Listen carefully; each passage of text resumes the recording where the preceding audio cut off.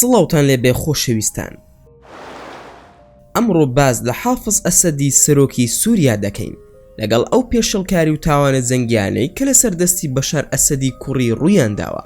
هەندێک وای دەبینن کە بەرگری لە شەرعیەت و گواستنەوەی ئاشتیانەی دەسەڵات دەکا، بەڵام خەڵکێکی زۆر هەن کە دەڵێن ئەو دیکتاتۆرێکە و وڵاتی وێران کردووە و هەروەها بووەتە هۆی داڕمانی وڵاتەکەی.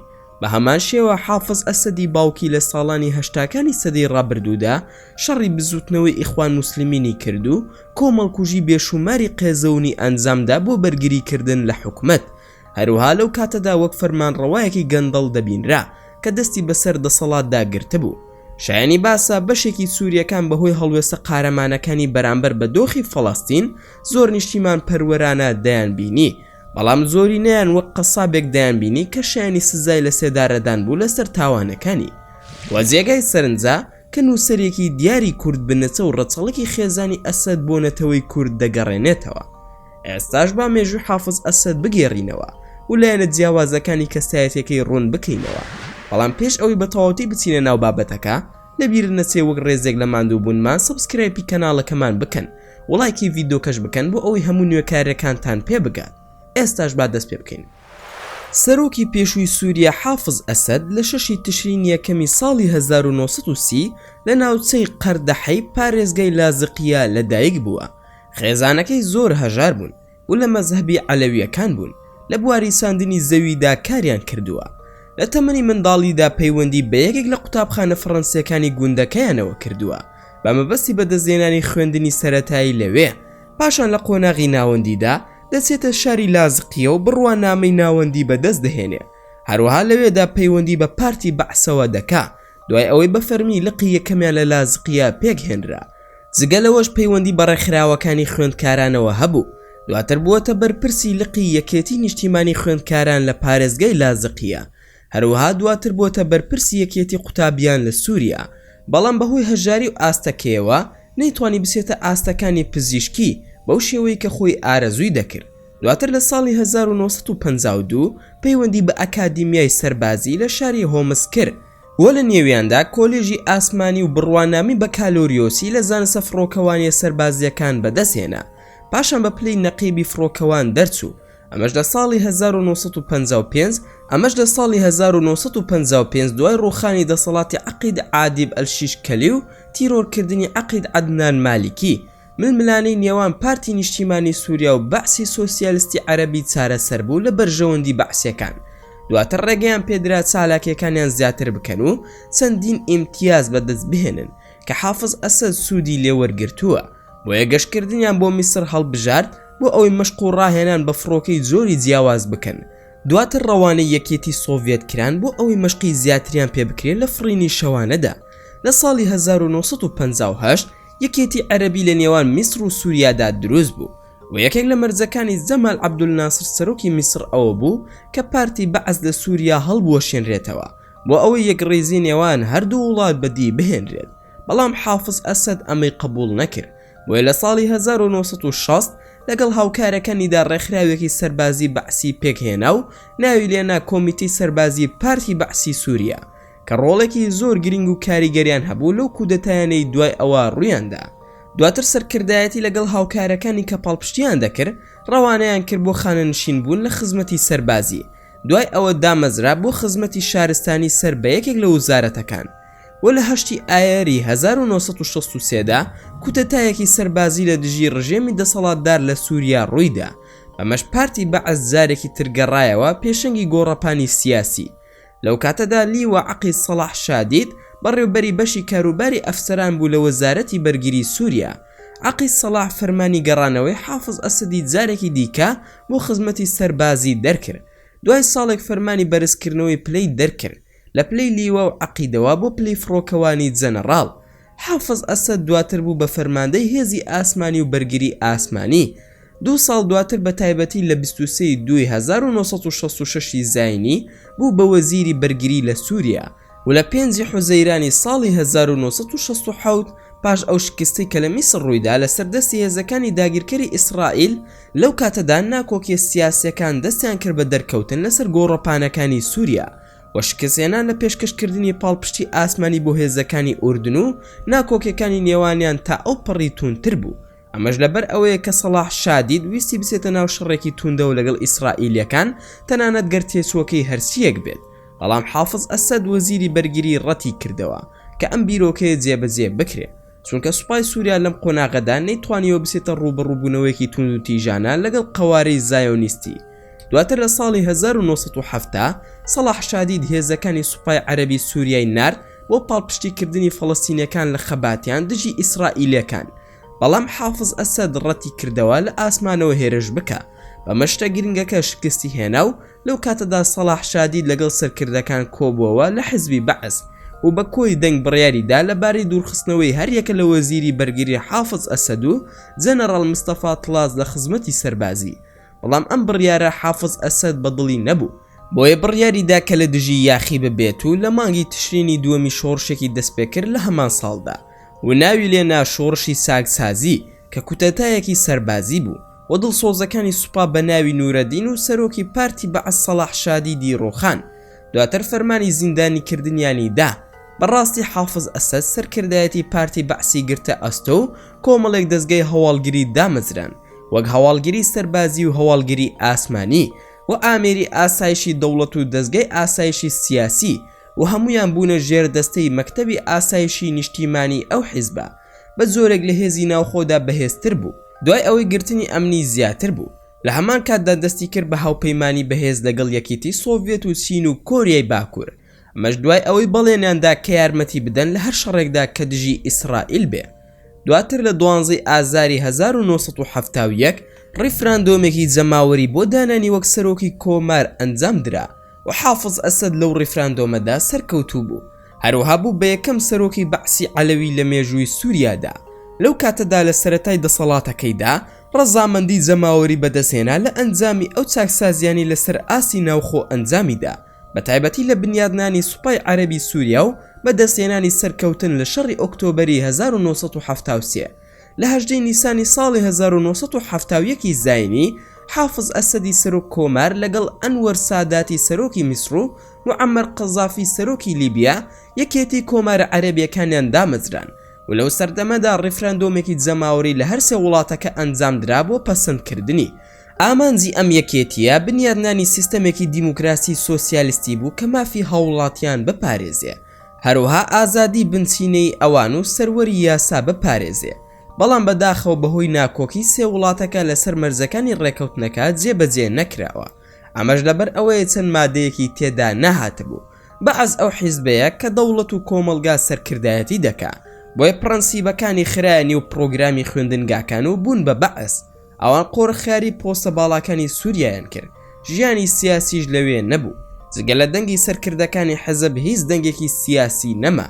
لە ساڵی 1979 بڕیار بوو یەکێتی عەرەب لە نێوان عێراق و سووریا جێگیر بکرێ بە بەستنی هاوپەیمانی لە نێوان پارتی بەعسی عێراق بە سەرۆکایەتی ئەحمەد حەسەن ئەلبەکر و پارتی بەعسی سووریا لەلایەن ئەمینداری گشتی حیزبەکە حافظ ئەسەد کە لەو کاتەدا سەرۆک کۆماری سووریا و سەرۆکی دەوڵەتی یەکگرتووی بەعس بوو. بەڵام ئەحمەد حەسەن ئەلبەکر لە 16 حوتی 1979 زاینی لەلایەن سەدام حوسێنەوە لابرا کە لەو کاتەدا سەرکردەکانی پارتی بەعسی عێراقی لە تەلاری مۆڵ لە بەغدا کۆکردەوە.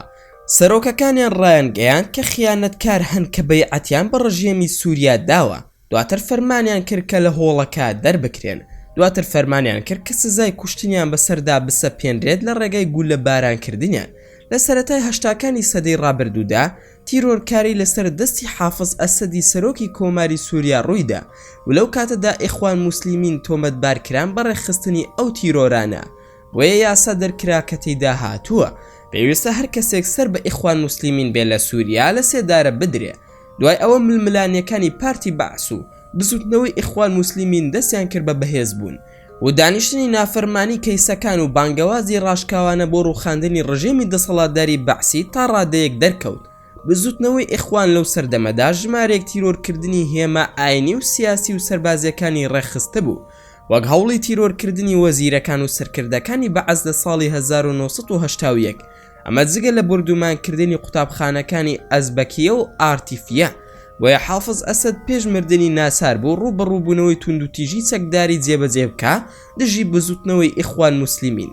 دواتر لە نێو وڵاتانی عەرەبیدا ژمارەیەک کۆمەڵکوژی ڕوویدا کە بە کۆمەڵگوشیەکانی پارتی بەعسی سووریا ناسران و کۆمەڵکوژی جسر شاعر لە مانگی ئازاری 1970 و کۆمەڵکوژی گەڕەکی ئەلمەشارقا لە مانگی ئابی هەمان ساڵ و کۆمەڵکوژی زیندانی پاڵمیرا کە گیانی سەدان زیندانی سەر بە بزوتنەوەی ئیخوان موسلیمینی لێکەوتەوە. هەروها کۆمەڵکوژی حەما کە بۆ هۆی لە سێدارەدانی زیاتر لە 350 کەس بەواتایەکی ڕەسەن سەرکردەکانی حیزبی بەعس فەرمانی لە سێدارەدان و ئەشکەنجەدانی سەرجەم سەرکردەکانی بزوتنەوەی ئیخوان و ئەو کەسانی بە شێوەی زۆرا و زۆر پەیوەست بوون بە بزوتنەوەی ئیخوانەوە دەرکرد. ئەمەش لەبەر ئەوەیە کە ململانەی نێوان ئەو دوولایەنە بۆ سەدان ساڵ دەگەڕێتەوە. بنەماڵەی دەسەڵاتدار کە حافظ ئەسەد نوێنەرایەتی دەکرد لە تەریقەتی عەلەویەکان بوون لە پەیوەندی لەگەڵ ئیمام عەلی بن ئەبی تاڵب کە ئەوان بانگەشی ئەوە دەکەن شایستەترینە بۆ خەلافەت دوای مردنی پێغەمبەرمان درودی خودای لەسەر بێ. بە هەر حاڵ ڕاستێکە ئەوەیە کە هەڵوێستەکانی حافظ ئەسەد سەرۆکی سووریا لە زۆر کاتدا دژ بە یەک بوون. ئەوان بە نزیکەی تاکە کەس بوو کە لە کاتی شەڕی یەکەمی کەنداودا کە لە نێوان ئەوان و عێراقدا بووە پاڵپشتی ئێرانیەکانی کردووە تا ئەو ڕادەی کە پەیوەندیەکانی نێوان بەعسیەکانی سووریا و ڕژێمی شۆڕشی ئیسلامی لە تاران بە زمانی عەرەبی بە محوەری خۆڕاگری و بەرخۆدان ناوزەند کران. ئەمەش لەبەر ئەوەیە کە حافظ ئەسەد فەرمانی دەرکرد بە داخستنی بۆڕی نەوتی کارک و بنیاس کە عێراق و سووریا بەیەکەوە دەبەستێتەوە بۆ بێبەشکردنی ڕژێمی عێراق لە داهاتی نەوت و چەندین بڕیاری سەربازی دەرکرد بۆ ڕاهێنانی ئێرانیەکان لەسەر تەکنەلۆژیای دروستکردنی موشک. هەروها موشکی سکودی سۆڤێتی بۆ دابین کردوون جگەلەوەی بە درێژایی هەشتاکانی سەدەی ڕابردوو ملیۆنان بەرمیل نەوتی بۆ دابین کردوون. بەڵام لە هەمان کاتدا پەیوەندیەکەی لەگەڵ مەلیک فەهد فەرمانڕەوای سعودیە ئەوەندە باش بوو کە پاڵپشتی هاوپەیمانی سەربازی دەکرد بۆ ڕزگارکردنی کوێت کە لە سەرەتای 90ەکاندا ڕووی داوە و نزیکەی 16,000 سەربازی سووریایی تێدا بووە بە یەکێک لە پشتیوانترین کەسانی دۆخی فەڵەستیندا دەنرێت و زۆرترین ڕقی لە قەوارەی زایۆنیستی بوو بۆیە ئامادە نەبوو دان بە دەرئەنجامی شەڕی ئۆکتۆبەردا بنێ کە لە نێوان میسر و ئیسرائیل بوو و ئەنجامدانی شەڕی بڕین بۆ وەرگرتنەوەی بەرزاییەکانی جۆلان کە تێیدا یەکە ئیسرائیلەکان زیانێکی زۆریان لێکەوتەوە بۆیە ئیسرائیل ناچار بوو لە ساڵی 1974 لە بەرزاییەکانی جۆلان بکشێتەوە دوای ئەوەی بە شێوەیەکی ڕێکخراو لە ناویان برد و لەو کاتەدا حافظ ئەسەد ڕەتی کردەوە بۆ ئاوەدانکردنەوەی پێشگەڕانەوەی هەموو بەرزایەکانی جۆلان بۆ سەروەری سووریا. هەر بۆیش ڕەتی کردەوە دان بە ڕێککەوتنامەی کەمپی دەیڤددا بنێ کە لەلایەن سەرۆک کۆماری میسر محەممەد ئەنوەر سادات لەگەڵ دەوڵەتی ئیسرائیل ئەنجام درا و ڕەتی کردەوە دان بە ڕێککەوتنامەکانی ئۆسلۆدا بنێت کە لەلایەن ڕێکخراوی ڕزگاری خوازی فەڵەستین لەگەڵ ئیسرائیل لە ساڵی 1993 ئەنجام درا. لەو کاتەدا بە خیانەتێکی ڕاشکاوانی دەزانی و هەموو هەوڵەکانی ئەمریکا بۆ ئەنجامدانی پەیماننامە لە نێوان خۆیان و ئیسرائیل ڕەت کردەوە و بڕیاریشیدا تا دوای گەڕانەوەی بەرزایەکانی جۆلان بە تەواوی هیچ ڕێککەوتنێک لە نێوان خۆی و ئیسرائیلدا نەکا. حافظ ئەسەد بە مشتێکی ئاسنین بەردەوام بوو لە حکومڕانی سووریا تا لە دەی 6 ساڵی 2000 دوای ئەوەی تووشی جەڵتەی دڵ بوو هەروەها هەڵگیری نەخۆشی شێرپەنجەش بوو بۆیە کۆچی دوایی کرد. سەرڕای ڕاگەیاندنی ڕێکخراوی هیومان ڕایتس وۆچ کە سووریا لە ڕووی مافی مرۆڤەوە لە پلەی 154میندایە. دواتر حزبی بەعز لەو سەردەمەدا کوڕەکەی بەشار ئەسەدی وەک حاکمی شەرعی وڵات هەڵبژار و جێنشینی باوکی بوو. بەشار ئەسەد لە ساڵی 1988 لە فاکڵەتی پزیشکی لە زانکۆی دیمەشق دەرچوو و ژیانی کارکردنی وەک پزیشکێک لە سوپای سووریا دەستی پێکرد. دوای 4 ساڵ پەیوەندی بە خوێندنی پۆست گریجویتەوە کرد لە نەخۆشخانەی چاوی وۆرسێستەر لە ئینگلتەرا. ڕاستێکە ئەوەیە کە حافظ ئەسەد سەرۆک کۆمار خەریکی ئامادەکردنی کوڕە گەورەکەی بەسیل ئەسەد بوو بۆ ئەوەی دوای ئەو دەسەڵات بگرێتە دەست، بەڵام بەداخەوە باسی لە ساڵی 1994 لە ڕووداوێکی ئۆتۆمبیلدا گیانی لەدەستدا. بۆیە ئەوان ناچار بوون بەشار بانگێش بکەن بۆ ئەوی ببێتە میراتگیری حکومڕانی لەو وڵاتەدا. لەو کاتەشدا بە دروستکردنی پشتیوانی بووی لە خزمەتگوزاری ئەمنی و سەربازیەکان و چەسپاندنی پەیوەندیەکانی لەگەڵ خەڵکدا دەستی بەخۆ کاندیدکردن کرد. ئەسەد لە ساڵی 1994 پەیوەندی بە ئەکادیمیای سەربازی حومسەوە کرد. دوای ئەوە پاڵیان پێوە نابوو ئەوی ببێتە عەقید لە پاسەوانی کۆماریەکان تەنها لە ماوەی 5 ساڵدا. ئەمەش بۆ دەست بەسەرکردنی دڵسۆزی فەرماندەکانی سوپا. ئەفسەرە گەنجە عەلەویەکان لە پێناوی دڵسۆزیان بۆ بەشار دەستیان بەسەر دەسەڵاتدا گر و حکومەت سەرڕای سەرکوتکردنی بەردەوامی خەڵک بەڵام سوودی نەبوو. دواتر زیادبوونی سیاسەتمەداران بە ڕادەیەکی ترسناک و گرتنی ئەمنی تا بەهاری عەرەبی لە ساڵی 2011 لێکەوتەوە. دوای ئەوە ناڕەزایەتە جەماوەریەکان لە سووریا لە 26/1 2011 دەستی پێکرد و خۆپێشاندەران داوای چاکسازی سیاسی و گەڕاندنەوەی مافە مەدەنیەکانیان دەکرد و داوای کۆتایی هێنان بە باری نائاساییان دەکرد کە لە ساڵی 1963ەوە کاری پێکرا بوو. شایانی باسە ئەو ناڕەزایەتیانی کە لە 18 ئازاردا ڕوویاندا گەورەترین ناڕەزایەتی سووریا بوو لە ماوەی 10 ساڵدا. دواتر دەسەڵاتی سووریا ڕایگەیان کە بە توند و تیژی بەرامبەر هاوڵاتیانی ناڕازی وەڵام دەداتەوە و لەو کاتەدا ئەمریکا لە مانگی نیسانی 2011 سزای سنوورداری بەسەر حکوومەتی بەشار ئەسەددا سەپان. دوای مانگێک وەزیرانی دەرەوەی یەکێتی ئەوروپا لە کۆبوونەوەی برۆکسل ڕێککەوتن لەسەر زیادکردنی ئەسەد لەگەڵ نۆبەر پرسی دیکە بۆ لیستێک کە بەهۆی قەدەغەکردنی گەشت و بەستنی سەروەت و سامانەوە کاریگەریان لەسەر بووە. دواتر بەشار دەستی کرد بە گرتنەبەری ڕێو شوێنەکان لە پێناو چاکسازیدا وەکو هەڵبژاردننی نوێی پەرلەمان و بەرەو پێشبردننی ئازادیەکان. هەروەها داوای لە پەنابەران کرد لە تورکیاوە بگەڕێنەوە ماڵەکانیان. لە هەمان کاتدا دڵنیایانی کردەوە لەوەی لیان ئەبورێ و چەند تێکدەرێکی تاوانبار کرد بۆ ڕوودانی ئەو هەموو پەشێویانە. ئەو نائارامیەی خستە ئەستۆی ئەو پیلانگی ڕێدەرەکیانەی کە هەوڵی لەناوبردننی سووریا دەدەن لە ڕێگەی هەڵگیرسانی ململانەی سووریاوە. هەروەها ئۆپۆزیسیۆنی سووریای بە هۆکاری ئەم ئاژاوانە تۆمەتبار کرد. بۆیە هیلاری کلینتۆن لەو کاتەدا هاتە دەرەوە لە لیستەکە بۆ ئەوەی بە ئاشکرا لە دەستدانی شەرعیەتی بەشار ئەسەد وەک سەرۆکی کۆمار ڕابگەێنێ. دوای ئەوە باراک ئۆباما بەیاننامەیەکی فەرمی دەرکرد بۆ ئەوەی ناچاریان بکات دەست لە کار بکشێنەوە. لەو کاتەدا ڤلادیمیر پوتین سەرۆکی رووسیا دەستوەردانی کرد بۆ پشتگیریکردنی حکوومەت لە سووریا بە جێگیرکردنی هێزەکانی لەسەر خاکەکەی. پاشان ڕایان گەیاند کە ئامانجی ئەو بەدیهێنانی سەقامگیریە بۆ دەسەڵاتی شەرعی لە سووریا و ڕەخساندنی هەلو مەرزی سیاسی.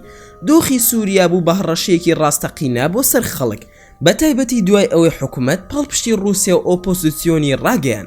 دواتر ئابووری سووریا بە تەواوی هەڵوەشایەوە و خەڵک دەستی کرد بە چەشتنی ئازاری هەژاری بەتایبەتی دوای سەپاندنی سزە ئابووریەکان بەسەر سووریادا. بە فەرمانی ئەمریکا و یەکێتی ئەوروپا ژێرخانەکان یەکسان بوون بە دار و بەرد. ڕێژی بێکاری زیاتر لە 150 تێپەڕان و ئەوەی بە ئابووری جەنگ ناسراوە دەرکەوت وەک دروستکردنی تۆڕی ئابووری نوێ و چالاکێ بازرگانیە گەورەکان. هەروها پەیدابوونی ئاژاوە و بێیاسایی بە جۆرێک کە دوو لە سەرسەی خەڵکی سووریا لە ژێر هێڵی هەژاری دەژیان کە ئەمەش بەڕادەیەکی زۆر زیانی بە خەڵکی گەیان و لە ئەنجامدا وێرانکاری لە سووریادا دروست بوو. بەشار ئەسەد لە ئاسی جیهانیدا وەک یەکێک لە تاوانبارانی جەنگ ناوی هێنرا. هەروەها بە خراپترین کەس لە دوای حکومڕانی ئەدۆڵف هیتلەر لە ئەڵمانی نازیدا وەسفیان کرد و ئەمەش دوای ئەوەی بەشار تاوانی قێزەونی بەرامبەر گەلەکەی بەگشتی ئەنجامدا و بەشار ئەسەدیش بوو بە خوێناویترین کەسایەتیەکانی ئەم سەدەیە. دوای ئەوەی سەلمێنرا کە دەستی لە تاوانە قێزەونەکانی جەنگدا هەیە لە دژی گەلەکەی بە خراپترین حاکم ناوزەند کرا. گومانی تێدا نییە پابەندبوونی سەرسوڕهێنەری بەدەسەڵات و حکومڕانیەوە ئەو بوو کە بوو بەهۆی لە ناوچوونی سووریا و هەڵوەشانەوەی ئابووری و داڕمانی گەلەکەی. بۆ سەبارەت بە ڕەتسەڵەکی بنەماڵەی ئەسەد، عیزەدین مستەفا ڕەسوول نووسەر و ڕۆشنبیری دیاری کورد لە دوایین گۆشەیدا لە کوردستانی نوێ باز لە کوردبوونی بەشار ئەسەد سەرۆکی سووریا دەکا و دەڵێت کە بنەماڵەی ئەسەد بنەچەیان یارسانی کوردی خانەقینن، بوونەتە بنەماڵەیەکی حکومدار و شاری حەلەبی نیوە کوردیان کردوتە خوێناو. عیزەدین مستەفا ڕەسوول دەژڵێت کورد و عەرەبیش لە کۆندا هەر بە دیمەشقیان گوتووە شام، کەچی ئێستا کورد وشەی دیمەشق بەکاردەهێنێ.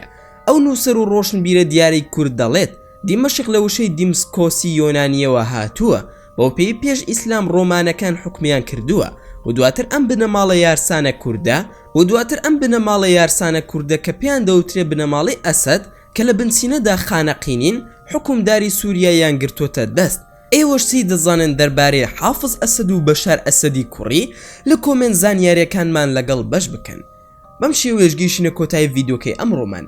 ئەگەر بابەتەکەتان بەدڵ بوو ئەوە هەر ئێستا لایکی ئەم ڤیدیۆمان بۆ بکەن و هەروەها شێریشی بکەن لەگەڵ هاوڕەکانتاندا و لە بیرشتان نەچێت ئەگەر ئەتانەوێت هەمیشە بابەتی ناوازە لە کەناڵەکەی ئێمە ببینن ئەوە هەر ئێستا سەبسکرایبی کەناڵەکەمان بکەن و زەنگۆڵی تەنیشتی سەبسکرایبەکەش چالاک بکەن و لە بیرشتان نەچێت هەر ڕەخنە و پێشنیارێکتان بۆ کەناڵەکەمان هەیە دەتوانن لە کۆمنتی ئەم ڤیدیۆیدا بۆمانی بنووسن و دووبارە و سێبارە سوپاستان دەکەم بۆ تەماشاکردنی ڤیدیۆکە تا ڤیدیۆیەکی تر و تا کاتێکی تر هەر شاد و بەختەوەر بن و خواتان لەگەڵ بێت و ئامانەتی خودا بن.